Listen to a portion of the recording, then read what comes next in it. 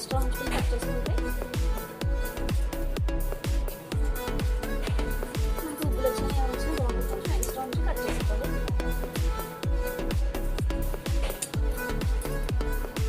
ఇది కూడా కొంచెం ఎక్స్ట్రా ఉంచుకొని కట్ చేసుకోవాలి.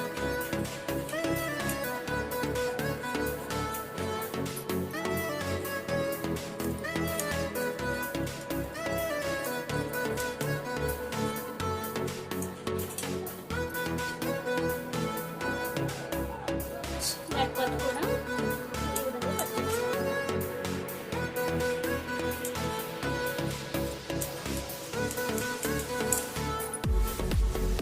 ఇది back part, front parts, hands మనం ఉక్సులు బట్టి మట్టి పట్టి మనం తీసుకుంటున్నాం. Okay friends, thank you friends.